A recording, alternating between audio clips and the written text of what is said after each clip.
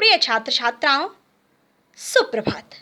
आज की कक्षा में मैं उपस्थित हूँ आप सबों के सामने पाठ 9 चिड़िया की बच्ची का प्रश्नोत्तर भाग 3 के साथ। आइए चलते हैं हम प्रश्नों की ओर। कहानी के अंत में नन्ही चिड़िया का सेठ के नौकर के पंजे से भाग निकलने की बात पढ़कर तुम्हें कैसा लगा? 40, 50 या इससे कुछ अधिक शब्दों में अपनी प्रतिक्रिया लिखिए। उत्तर: कहानी के अंत में नन्ही चिड़िया का सेठ के नौकर के पंजे से भाग निकलने की बात पढ़कर मुझे बहुत खुशी हुई, क्योंकि माधवदास उसे अत्यधिक प्रलोभन देते हैं।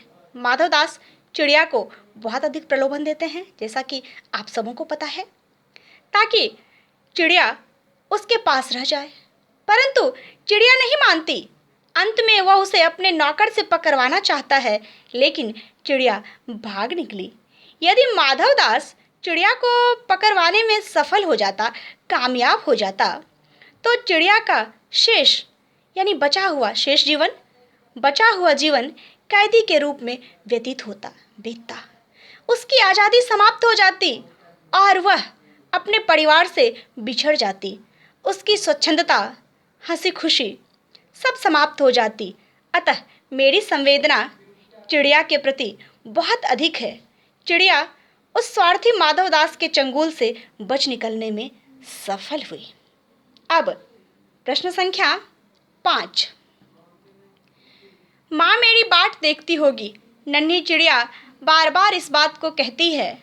आप अपने अनुभव के आधार पर बताइए कि हमारी जिंदगी में माँ का क्या महत्व है। उत्तर: हमारी जिंदगी में माँ का महत्वपूर्ण स्थान है। माँ सुख दुख में सदैव अपने बच्चों के साथ रहती हैं। माँ हमारे जीवन की सभी परेशानियों को दूर करते हुए सारे दुखों एवं कष्टों को स्वयं झेल जाना चाहती हैं।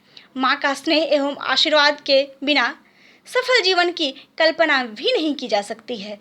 अतः हम माँ के ऋण से कभी भी उऋण नहीं हो सकते। यही कारण है कि जब चिड़िया को माधवदास के घर देर होने लगती है तो वह बेचैन हो उठती है और रह रह कर यही कहती है कि माँ मेरी बाट देखती होगी, अर्थात माँ मेरा इंतजार कर रही होगी। अब प्रश्न संख्या 6। इस कहानी का कोई और शीर्षक देना हो तो आप क्या देना चाहेंगे और क्यों? उत्तर: इस कहानी का कोई और शीर्षक देना हो तो मैं इसका शीर्षक नन्ही चिड़िया देना चाहूँगी, क्योंकि चिड़िया के स्वभाव एवं आदत के अनुसार यह शीर्षक उपयुक्त है।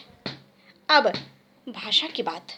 आइए चलते हैं हम भाषा की बात के अंतर्गत प्रश्न संख्या 1 की ओर। पाठ में पर शब्द के 3 प्रकार के प्रयोग हुए हैं। क, गुलाब की डाली पर एक चिड़िया आन बैठी। ख, कभी पर हिलाती थी। ग, पर बच्ची कांप कांप कर माँ की छाती से और चिपक गई। तीनों पर के प्रयोग 3 उद्देश्यों से हुए हैं। इन वाक्यों का आधार लेकर आप भी पर का प्रयोग करते हुए ऐसे 3 वाक्य बनाइए, जिनमें अलग अलग उद्देश्यों के लिए पर के प्रयोग हुए हों। इस प्रकार का मैंने 3 वाक्य बनाया है, आप देख रहे होंगे उत्तर में। क, पर के ऊपर पेड़ के ऊपर बंदर बैठा है। ख, पर पंख कबूतर के बच्चे के पर निकल आए। ग, पर लेकिन परंतु मैं स्टेशन गया था पर ट्रेन खुल चुकी।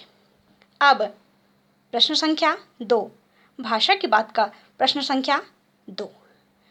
पाठ में तैने क्षण भर खुश कड़ियों। 3 वाक्यांश ऐसे हैं जो खड़ी बोली हिंदी के वर्तमान रूप में तूने क्षण भर खुश करना लिखे बोले जाते हैं, लेकिन हिंदी के निकट की बोलियों में कहीं कहीं इनके प्रयोग होते हैं। इस तरह के कुछ अन्य शब्दों की खोज कीजिए। आप देख रहे हैं उत्तर। इस प्रकार के कुछ अन्य शब्द इस प्रकार हैं। मने, मैंने, ले लियो, ले लेना, दियो, देना, खाना, खाना। बच्चों, इस प्रकार आज हमने पाठ 9 चिड़िया की बच्ची को समाप्त किया। धन्यवाद बच्चों।